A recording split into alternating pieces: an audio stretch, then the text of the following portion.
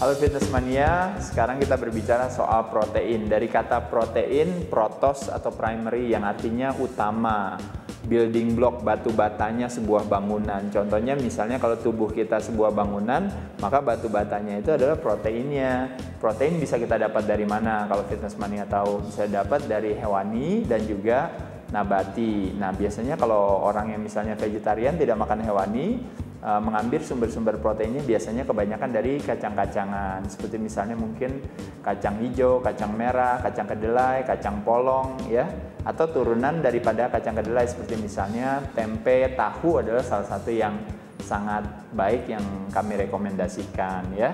Selain itu kalau untuk hewani kita bisa memilih dari daging putih dan daging merah. Daging merah misalnya dari sapi, dari kambing dan sebagainya ya. Kalau daging putih yang paling populer biasanya dari ayam dan ikan. Nah, yang perlu diingat oleh Fitness Mania sebenarnya pada saat kita mengkonsumsikan protein, sebaiknya tentu kita memilih bagian-bagian yang memang juga baik adanya.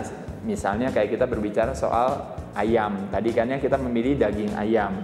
Daging ayam bagian yang paling baik tentu kita memilih dadanya. Kenapa? Karena proteinnya tinggi, lemaknya rendah. Sedangkan kalau misalnya sayap ayam misalnya ya, lemaknya tinggi, proteinnya justru malah lebih rendah ya gitu ya. Mungkin bagi sebagian orang, aduh rasanya enak, saya senang ini apa, nggak ada masalah. Kalau memang kita mau makan enak, ya kita makan aja nggak apa-apa. Tapi kalau kita mau makan dengan menu sehari-hari kita memilih dada ayam pasti akan lebih baik daripada bagian ayam yang lainnya. Dan satu lagi yang perlu diingat adalah mengenai penyajiannya. Tadi dadanya, makan ayamnya dadanya udah baik, taunya ternyata penyajiannya digoreng. Nah, jadi akhirnya jadi kurang baik lagi. Oleh sebab itu penyajian tentu juga harus disesuaikan ya. Misalnya ayamnya daripada digoreng mendingan dibakar. Dengan ayam dibakar maka kalorinya tidak bertambah ya. Jadi kualitas atau kebaikan ayam itu kita dapatkan, yang tentu yang tidak baiknya tidak kita dapatkan ya. Jadi sekali lagi jumlahnya, dalam hal ini sumbernya dan juga penyajiannya baik. Nah, kalau berbicara jumlahnya, kebutuhan protein kita per hari berapa sih sebenarnya? Sebenarnya satu hal yang memang sering diperdebatkan oleh orang mengenai jumlahnya sebaiknya berapa, tapi kecenderungan yang terjadi memang masyarakat di Indonesia kekurangan protein ya.